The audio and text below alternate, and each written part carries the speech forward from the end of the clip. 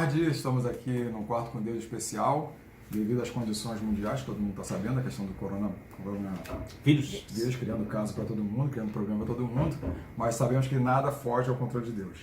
E hoje a gente está aqui com meu amigo Maurício. Maurício é uma pessoa querida minha. Maurício é o cara que está para tudo, né? Para qualquer evento, ele está ali nos dando o apoio necessário. E nós convidamos para que ele estivesse falando sobre qual é a graça. Qual é a graça, Maurício? A graça é que eu não tenho graça nenhuma, né? Nós não temos graça, então. Parece uma piada, mas é verdade, né? A graça é uma essência de Deus, né? Então, por isso que nós não a temos. E esse é um dos aspectos que eu queria conversar com vocês hoje. Não sei se você já reparou que todo mundo acha que a gente tem que ser feliz. A gente veio no mundo para quê? Para a gente ser feliz? Não, eu creio que não. Eu creio que nós estamos no mundo, ou viemos para o mundo, para glorificar a Deus.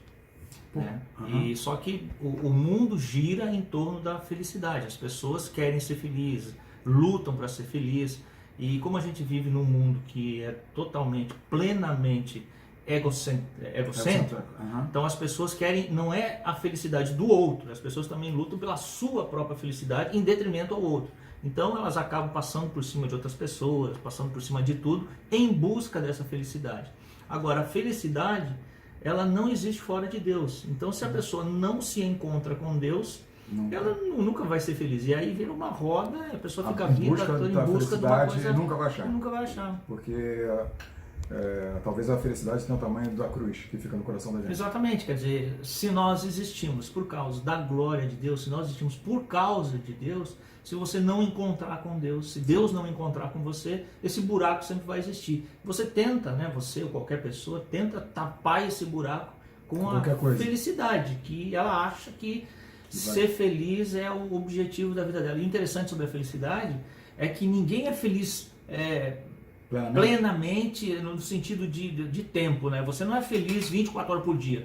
A felicidade tem picos, né? A gente vive momentos de felicidade. Né? Tipo ir para o Maracanã, você felicidade temporária. Exato, você tem coisas que te deixam feliz. Então a gente vai vivendo uma vida com picos de felicidade, né? E talvez isso é que tenha movido muita gente pelo mundo afora. E acaba que a pessoa vive uma vida inteira infeliz. Ela chega de noite em casa, bota a cabeça no travesseiro e descobre que na verdade nunca foi feliz. Aquilo passou, foi um momento, e ela tem um buraco dentro dela. Precisa achar outro motivo para ser feliz. Que talvez as pessoas fiquem se viciando com drogas, porque a droga dá uma felicidade mais... Alguma coisa momentânea. É uma ilusão, na verdade, total ilusão. Então, a busca plena pela felicidade é uma ilusão. Né? É uma ilusão, no meu ver. Agora, não que não devemos ter momentos felizes, porque a felicidade também faz parte da vida de todas as pessoas, né? Então, no nascimento de um filho, você fica feliz, numa festa de aniversário, você fica feliz, mas são momentos de felicidade que faz parte da vida humana. Então a gente pode dizer que é aquela questão de dizem que o inferno não é aqui. O inferno pode ser aqui porque existem coisas boas que Deus colocou aqui pra gente. Sim. Que nos trazem a felicidade. Primeiro a gente busca a felicidade nele e ele dá em volta, ao redor da felicidade com Deus, ele nos abre a oportunidade de ter felicidade com as coisas que ele criou. Exato. Tem lógica isso? Exato. Tem lógica. O que é a graça? Assim, eu até comentei isso com você, né? Uhum. A graça eu creio que é muito complexa. Eu acho que muita coisa já foi escrita sobre a graça. Eu acho que já tem trabalhos teológicos gigantescos sobre a graça. E claro que seria da minha parte, seria uma coisa muito snob querer falar a respeito da graça, né? O abordar a graça como todo, mesmo porque eu sou um pequeno estudante, né? desse movimento teológico, de teologia. Mas eu gostaria de abordar alguma questão sobre a graça que eu acho que é fundamental para que a gente possa, pelo menos, caminhar em direção de um entendimento do que ela seja. Então, por exemplo, se você perguntar para um cristão, para um irmão da igreja, alguém que já tem andado com Cristo, que já tem tido algum estudo na escola dominical sobre o que é a graça, ele vai te responder de forma muito objetiva, de forma muito clara, que graça é favor imerecido, né?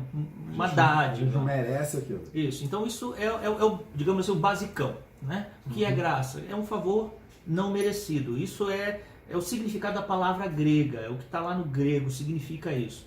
Só que eu penso que graça vai muito além disso, né? Se eu ficar apenas com essa visão do que é a graça, eu estarei muito na superfície. Eu preciso mergulhar nesse mar, nesse oceano que é a graça de Deus, para conseguir ter um pouco mais de amplitude de conhecimento. Mas a graça de Deus, ela é inatingível. O ser humano ele jamais conseguirá entender a plenitude da graça de Deus, porque a graça de Deus faz parte do próprio ser de Deus. Então, sendo um atributo do próprio Deus, é uma coisa ilimitada para que nós possamos entender a graça como um todo. Entendi. Diante disso tudo que você falou, eu entendo que a gente tem uma necessidade de ter a graça conosco. Sim. Qual o motivo de a gente ter essa necessidade? Por que a gente precisa da graça? Na verdade, assim, é interessante a gente pensar sobre a graça no seguinte aspecto. Talvez a pessoa que mais falou sobre graça na palavra de Deus, eu falo talvez porque eu nunca fiz um estudo sobre isso, então, assim, a gente está batendo um papo, né, sobre isso. A pessoa que mais falou sobre graça, mesmo que eu, até onde eu tenho lido, tem sido Paulo, né? E o que acontece com Paulo? Quando você abre qualquer livro de Paulo, seja Romanos, 1 e 2 Coríntios, qualquer carta que Paulo escreveu, ele sempre vai começar assim: graça e paz aos amados irmãos, sim. tal. Ele sempre começa dizendo que a graça e que a paz devem estar aqui, no início da carta dele. E lá no final, quando você pega qualquer carta de Paulo no final, ele sempre vai escrever assim: que a paz de Cristo reine aqui com os irmãos, que a paz de Cristo esteja com a igreja, que a graça de Cristo esteja aqui na igreja. Então Paulo, ele começa com a graça de Deus e acaba com a graça de Deus. Então ele entende, então assim eu penso, né, que Paulo entende que todo o processo da escrita dele, da teologia dele, ou o que ele tenta ensinar para a igreja, está dentro de um escopo de graça.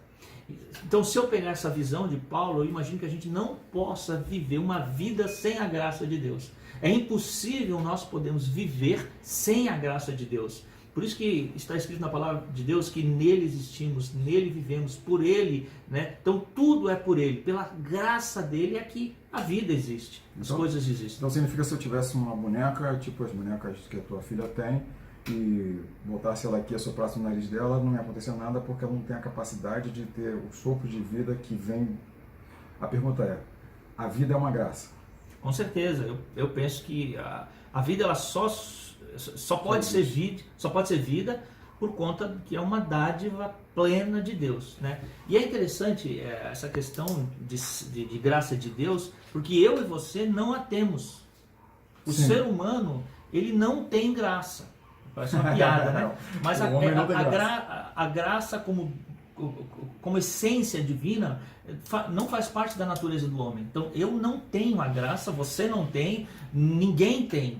O único ser que tem graça em si mesmo é o próprio Deus. Só Deus tem graça nele mesmo. E aí essa graça é que ele estende favoravelmente ao homem, né?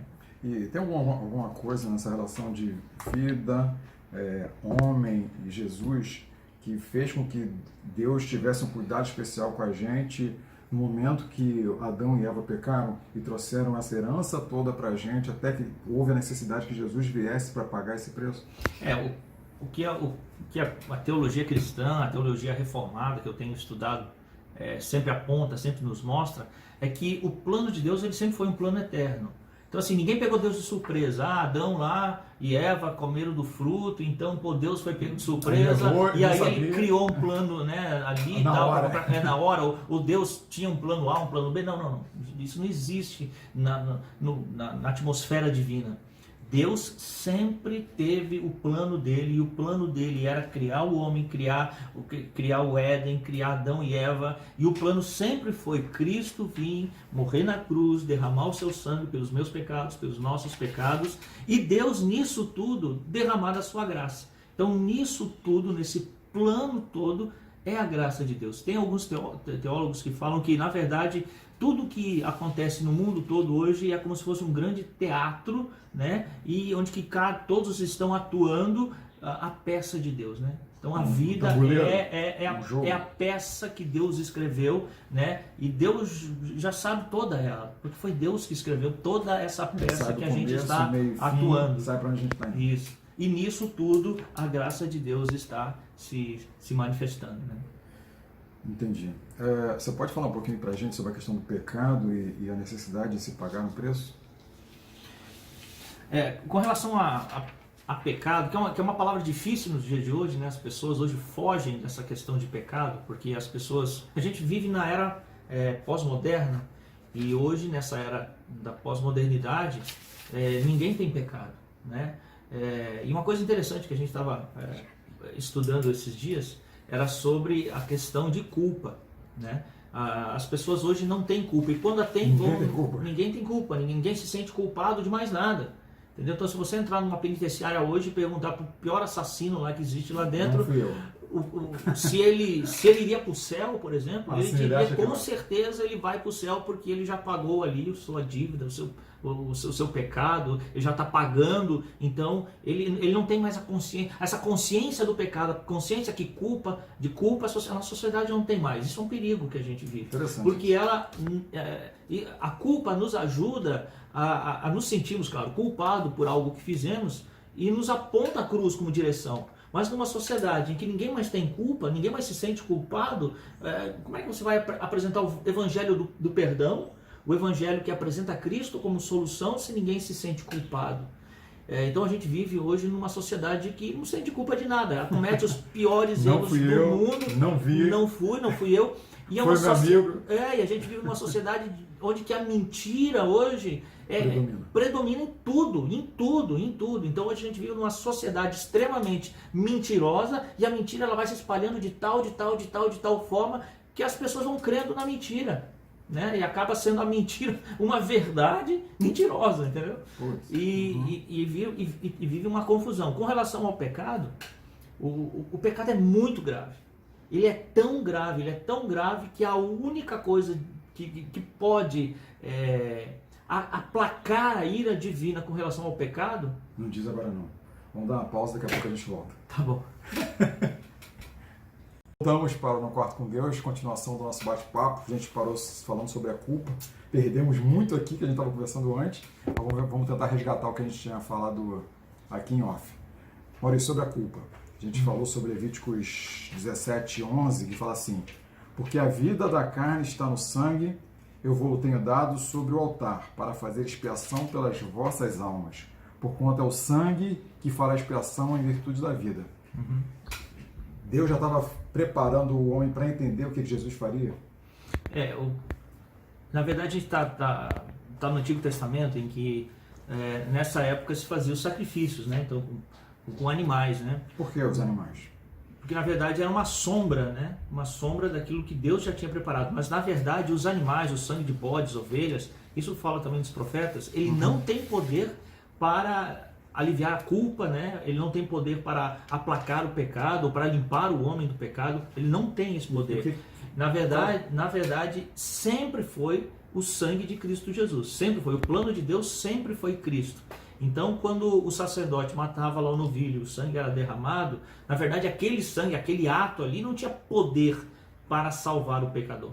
Não existia poder naquele ato ali. Acontecia, então? Mas o que acontecia é que, na verdade, existia uma fé entre o povo, existia uma crença entre o povo de que Deus estava salvando o pecador, salvando aquele que estava ofendendo a Deus. O sangue era derramado como um símbolo, né, de algo que viria no futuro. Mas Deus como Deus não está fora do tempo, né, Deus está além do tempo, o tempo é uma criação de Deus, então Deus está fora do tempo. Deus já estava vendo Cristo crucificado na cruz, o seu sangue já vertido por aqueles que lá no passado estavam matando, né, aqueles bodes, cumprindo aquilo que ele mesmo determinou. Olha, vocês vão fazer isso vai ser um símbolo daquilo que virá no futuro, que será Cristo Jesus na cruz. Então, no nosso futuro, então.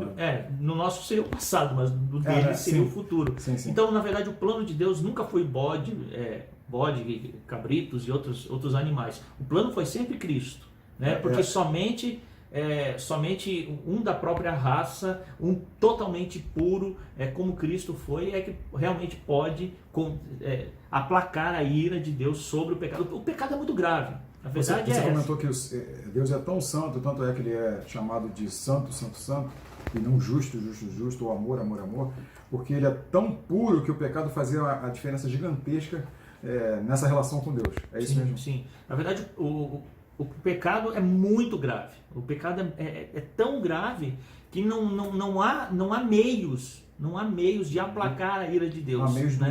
do homem jamais, nunca, em nenhuma fase da história humana houve alguém ou alguma situação que pudesse ter poder, de fato, para aplacar a ira de Deus com relação ao pecado. É a questão da vida pela vida. A vida pela vida. Quer dizer, a única coisa que poderia aplacar a ira de Deus seria a própria vida. E Deus, tirando a vida, acabaria, né, o próprio homem. Então, na verdade, o que cabe a mim, que cabe a você, que cabe a toda a humanidade, é a morte. Né? É a morte. Então, na verdade, sim, o nosso caminho já está traçado, o caminho de todos. Eu sempre digo o seguinte, que o diabo, o inimigo, ele não precisa fazer nada. O nosso caminho é o inferno. Ele não precisa mover uma palha. Não existe aquele caminho assim, aqui vai para a vida eterna e aqui vai para o lugar. Todo mundo já está condenado a ir para a vida eterna. Está todo mundo caindo para o buraco. Está todo mundo indo para o mesmo buraco. A verdade é essa. E aí é que entra a graça. Porque está todo mundo andando para aquele caminho do inferno e aí Deus estende a sua mão e tira o João, tira o Antônio, tira a Maria Luísa, tira o André, tira o Maurício. Quer dizer, a mão de Deus se estende graciosamente e nos tira do caminho do pecado, do caminho que leva à morte, do caminho que leva ao inferno. Aquilo que as religiões costumam pregar de eu vou ser bonzinho, porque aí a gente viu um filme chamado A Entrevista com Deus, e quando é feita a entrevista com Deus, o garoto fala assim, mas por que coisas ruins acontecem com pessoas boas? Aí ele faz esse seguinte questionamento, Deus, né, respondendo, você presume que você é uma pessoa boa. Mas não existe ninguém bom. Exatamente por aí. Quer dizer, a gente tem a ideia de que as pessoas, por fazer algo, né, por ajudar uma velhinha a atravessar a rua, ou roubar, ou por dar uma cesta básica para alguém, isso teria digamos, um poder, um peso na balança da justiça divina, né? Mas isso não existe. Isso não existe. Na verdade, o que a palavra de Deus é clara, que se você cair em um mandamento, em um único mandamento, você já está condenado em todos eles. Todos eles te condenam, né? Boa. E aí é que entra a graça de Deus. Aí tem um versículo aqui que é o de Efésios 2:8, que diz assim, porque pela graça sois salvos, mediante a fé. Isso não vem de vós, é dom de Deus. Não de obras, o 9, para que ninguém se glorie, pois somos feitura dele, criados em Cristo Jesus, para boas obras, as quais Deus de antemão preparou para que andássemos nelas. E fala aquela história do Paulo que a gente estava conversando antes. Você falou que o Paulo estava indo matar. É interessante, porque assim, você comentou que as pessoas, as religiões, existe uma crença popular de que a pessoa é capaz de algo para se chegar a Deus ou para ganhar graça diante de Deus. A pessoa pode, é uma religiosidade falsa. Só que isso é uma característica de várias religiões espalhadas pelo mundo todo. Exceto pelo cristianismo. Porque na base do cristianismo é justamente o oposto. A crença cristã, a teologia cristã, desde os primórdios da igreja, existe o entendimento de que nós não podemos fazer nada e que Deus fez tudo. É a base desse versículo aqui, versículo 8 de Efésios, né? Efésios 2:8. Porque pela graça sois salvos por meio da fé, isso não vem de vós, é dom de Deus. O que é dom de Deus? É interessante nesse versículo. Ele fala de três coisas. Ele fala da graça, ele fala da salvação e ele fala do meio, que é a fé. O que é dom de Deus aqui? É os três. A graça é de Deus, a salvação é de Deus e a fé vem de Deus. Então tudo isso depende de Deus. Nada é por nós, nada é por mérito, nada é por nós mesmos ou por qualquer que seja. Tudo está em Deus, tudo depende de Deus, né? A gente estava conversando sobre Paulo, naquela situação de que Paulo estava indo perseguir a igreja, matar todo mundo. E o que acontece? Chega ali, Deus com a sua graça sopra em cima dele, ele cai do cavalo, mas ele não estava procurando um entendimento maior em Deus, ele estava procurando ser bonzinho. Ele achava, naquela situação toda, que ele estava cumprindo um dever religioso.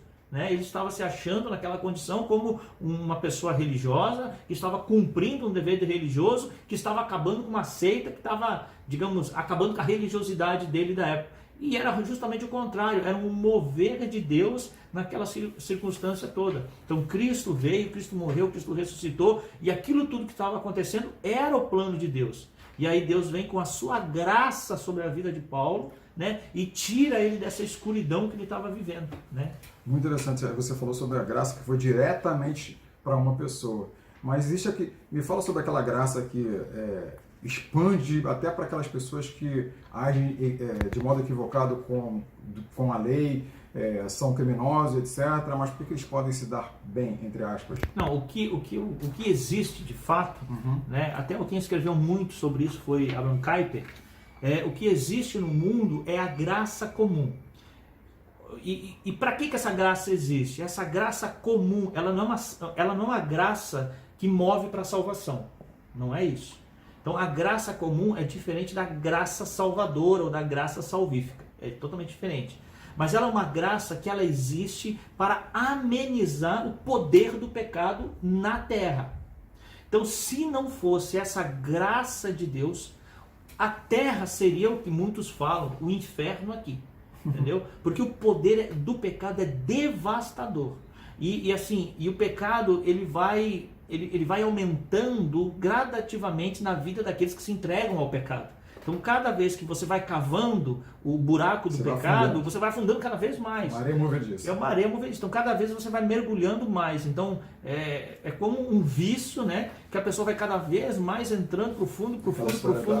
Da mente cauterizada, ele passa a não sentir mais que está pecando. Não, o pecado já não faz mais parte da consciência dele, do coração dele. Ele se sente culpado. E o pecado vai consumindo totalmente as suas habilidades. E cada vez a desgraça vai sendo maior. E aí o que Deus... Desgraça, bonito, a desgraça. E aí o que Deus faz? Deus intervém com a graça comum. Então, imagine que pessoas que não têm conhecimento religioso, pessoas que não têm nenhum vínculo com a fé, mas elas conseguem apreciar a beleza, ou conseguem fazer coisas boas.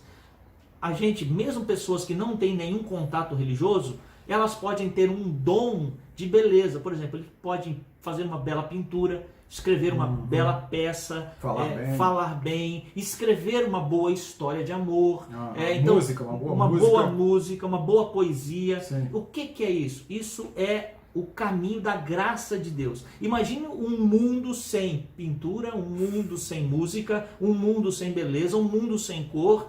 Seria um inferno. Então a graça comum é isso, é a possibilidade de que o mundo, mesmo caído em pecado, continue a rodar.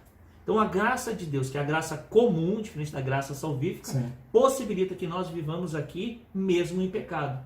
Então a graça comum, ela impede com que o pecado avance sobre toda a terra e a devaste.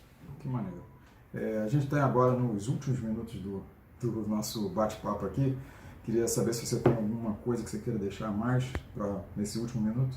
Eu acho interessante a gente pensar também que muitas pessoas acham que a graça de Deus é misericórdia, né? Muitas pessoas pensam que graça de Deus é misericórdia, ou que todo mundo vai se salvar, ou que... E eu queria dizer assim que a graça de Deus, ela não é misericórdia, são duas coisas diferentes, né? Nós podemos ser misericordiosos, né? Você pode ter misericórdia em você pode estender a misericórdia para outro, né? Você pode ter ações de misericórdia. Nós temos ministérios de misericórdia na igreja. Sim. Então veja que nós, seres humanos, nós podemos agir em misericórdia, mas nós não podemos agir em graça. Porque a graça é uma essência do próprio exclusiva. Deus. Então é bom a gente ter essa diferenciação, entender que graça é algo que nasce em Deus, mas que ela não é transferida a nós de forma que nós podemos transferir isso para outras pessoas. Mas a misericórdia não. A misericórdia nasce em Deus, Deus a dá a nós e nós podemos ser misericordiosos para com outros, né? Esse é o caminho também do cristão, é agir em misericórdia, mas é diferente de graça. Graça é um atributo do próprio Deus revelado no Deus triuno. Quer dizer, Deus Pai é gracioso, Deus Filho é gracioso e o Deus Espírito Santo é gracioso completamente. Então, São esses dois pontos que eu queria deixar para a nossa reflexão de hoje, de que a graça ela é um atributo inerente ao próprio Deus, e ele usa dessa graça, nós vivemos por essa graça, nós vivemos somente sustentados por ela, pela graça maravilhosa de Deus, mas ela não é algo inerente a nós, é algo inerente totalmente a Deus, e a vida só pode ser vivida por conta da graça de Deus. Beleza. Pessoal, eu queria agradecer aí a presença de vocês. Eu vou pedir para o Maurício fazer uma oração pelo que nós temos visto e temos vivido hoje em dia. E esperamos que você volte aqui para saber mais do No Quarto com Deus, que é o momento, o melhor lugar para se estar. Amém. Vamos orar. Senhor, neste momento em que o mundo, Senhor, está em verdadeira apreensão e muitos corações estão desesperançosos, muitos corações estão em verdadeira desgraça. Sim. Nós precisamos, Senhor, entender, precisamos voltar a Ti, arrependidos, Senhor Jesus, por muitos pecados que nós temos cometido, pecados de ignorância, pecados, Senhor, de negligência, pecados de falta de fé, pecados que nos afastam de Ti. Nós queremos, ó Senhor Deus, que nesse momento, todos aqueles que possam estar compartilhando com nós desse vídeo, desse momento, possam ser tocados no seu coração pela Tua maravilhosa graça, de forma que o Senhor possa estar transformando vidas, trazendo esperança ao coração de tantos amigos, irmãos ou pessoas que nós não conhecemos, espalhadas por este mundo, mas que dependem de Ti, Senhor. Que o Senhor estenda a sua mão misericordiosa, derramando abundantemente a sua graça no coração de tantas vidas necessitadas aqui neste mundo. Te pedimos isso, não por nós, mas pelo precioso nome de Cristo Jesus, nosso Senhor e Salvador. Amém. Amém. Eu sou André Lima, esse aqui foi Maurício Burazesca, que nos ajudou bastante. Tchau. Tchau. Um abraço.